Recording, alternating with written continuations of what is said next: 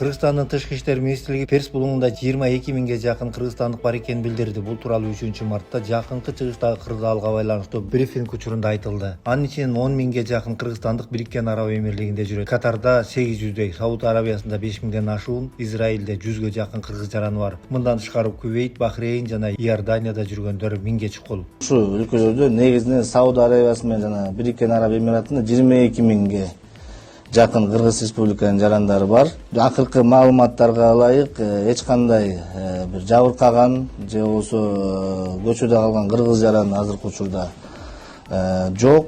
Бардыгы биздин консулдар на местах иштеп, колунан келишинче жардам берип турат. Абу-Даби Эмиратында биздин жарандар, туристтер азыраак. Ал жерде андай проблема көп жок, бирок биздин Абу-Дабидеги дагы кызматкерлер ушу Дубайга тапшырма берилди. Дубайдагы биздин кызматкерлерге жардам берсин деп. Бүгүн эле дагы бир сыйра сүйлөшүлүп чыкты, түнү менен мониторинг болду. Жана круизный лайнер менен барган биздин жарандар бар болчу экен, 60га жакын. Аларды дагы чыгарабыз дегенден биздин консулдун сүйлөшүүлөрү менен 8 мартка чейин азыркы учурда мөөнөтү узартылды. Бириккен Араб Эмиратында дагы 1000ге жакын биздин жарандардын жанакындай отелдердеги мөөнөттөрү бүтүп, жана самолеттор уча албай аткан жарандарыбыз азыркы учурда бар.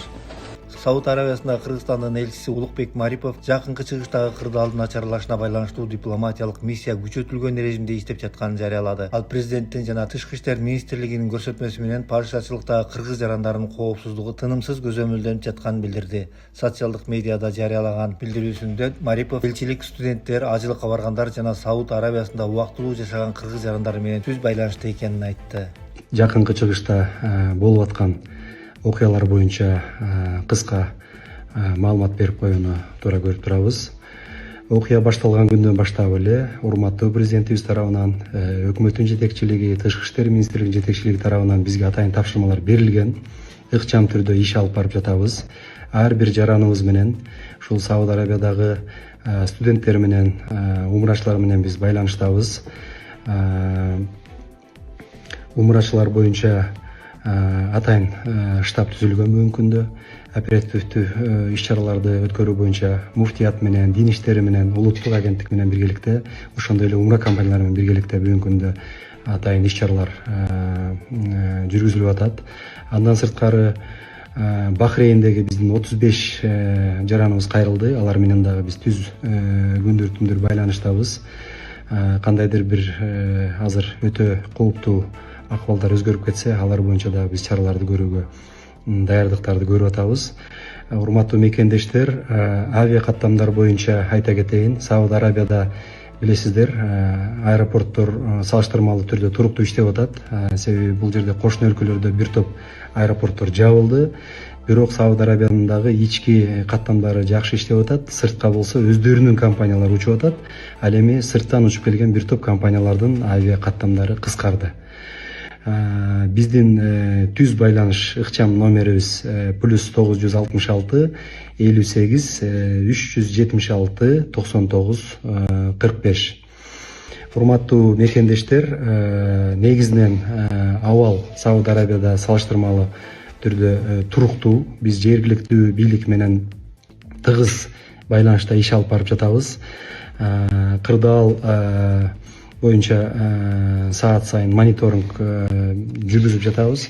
Кырдаал эми Кудай сактасын кандайдыр бир дагы башка жака өзгөрүп кетсе, ошондой учурда биз жарандарыбыз менен ыкчам түрдө дагы маалыматтарды берип жарандарыбызга тиешелүү чараларды көрөбүз. Эми Кудай бардык жерге тынчтык берсин, согуш болбосун деген дуаларды кылып турайлы. Жакынкы чыгыштагы кырдаалдан улам 50ден ашык кыргызстандык Дубайдан кайтып келе албай жатат. Бул тууралуу билдирүүлөр жалпыга маалымдоо каражаттарына жарыяланды. Маалыматка караганда Кыргыз Республикасынын Тышкы иштер министрлигинин консулдук департаменти мекендештердин коопсуздугун жана аэропорттогу кырдаалды талкуулоо үчүн дипломатиялык миссиялар менен онлайн жолугушуу өткөрдү. Жакынкы чыгыштагы кыргызстандыктарды колдоо үчүн атайын 24 сааттык колдоо борбору түзүлдү. Учуп кетмекпиз. Жана кырдаалга байланыштуу аба жабык болгон үчүн биз биякта калып калдык. Биздин генеральный консульство Дубайдан байланышка чыгып сүйлөшүп атабыз. Тыгыз катнашта болуп атабыз. 50ден ашык жаран бар экенбиз. Баарыбыздын списогубузду бердик. Посольство дайма чалып атат, сүйлөшүп атат. Молодцы, рахмат.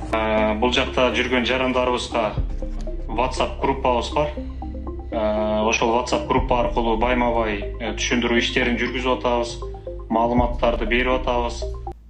Америка президенти Дональд Трамп Иранга каршы согуш 4-5 жумага чейин созулушу мүмкүндүгүн айтты. Бул тууралуу ал New York Times гезитине берген маегинде билдирди. Трамп аскердик операцияга АКШ армиясы алдын ала даяр болгонун белгилеп, жетиштүү көлөмдө авиабомбалар жана ракеталар камдалганын айтты. Дүйнө жүзү боюнча ар кайсы өлкөдө биздин аскердик курал-жарактардын ири корлору жайгашкан деп кошумчалады Трамп. Социалдык тармактагы баракчасы аркылуу жарыяланган атайын кайрылуусунда операция алдыга коюлган максаттарга жеткичектүү уланат деп билдирди. Ошондой эле Иран армиясынын жетекчилиги жок кылынганын, көпчүлүк аскерлер өмүрүн сактап калуу үчүн багынууга аракет жасап жатканын кошумчалады. 28 февралда АКШ менен Израиль Иранга каршы сок курган. Иран ага жооп катары АКШнын Перс булуңундагы аскер базаларына чабуул койгон. Социалдык тармактарда Шайырбек Ташиевке таандык делген аудио талкууда. Жогорку кеңештин депутаты Шайырбек Ташиевке таандык деп табылган сүйлөшүүнүн аудио жазуусу 28 февралда социалдык медиада тарап талкуу жаратты. Анда $37 миллион зер буюмдарды кошо алганда кымбат баалуу сатып алуулар, ошондой эле мунай базасы, мунайды кайра иштетүүчү завод жана каржылык милдеттемелерге байланыштуу маселелер талкууланат. Бул боюнча азырынча Шайырбек Ташиевче мамлекеттик органдардан расмий комментарийлер бериле элек. Gavlaga işin etti kaç? O işin bir sürü şeyin kaldı. Ötümden alt edemlerim. Sıkırım etmesin. Şimdi bol şekilde bunu az kaldı. Şekilde az kaldı. Ötümden ettim. Cıldırdığı iş ne? Sıcağında. İşine bir pek var. Mesela kullanmış. Bir de şeyden bakıyor. Benim baza satalım. 6 hektar yer. Bitum'un yalan var. 10 milyon satır edildi. İstanbul'da dolup sürüş geldim.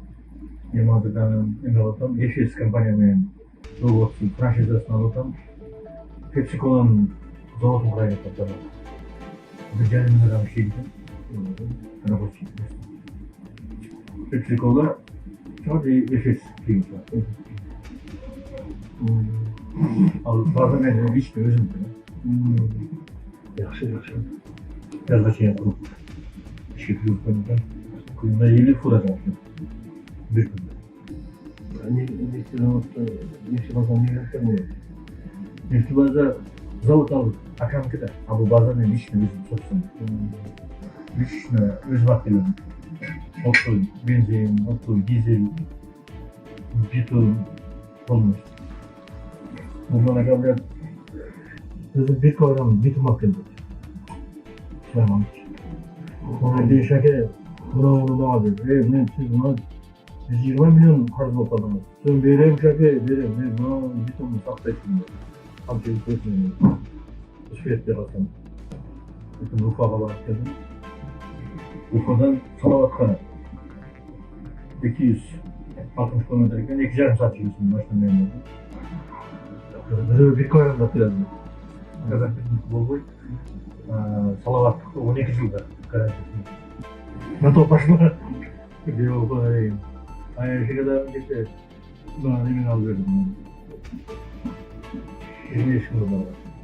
Böyle şey var. Ne oldu şimdi? Ayaş kapırım ya. $12.000 var. Şaka gibi alıyoruz böyle. 20'si bol koysa bol koyacak kendine. 30 yaşında oldu. Tamam. Çok bir şey almıyor. Tamam. Yaxşı oldu. Пока есть возможность.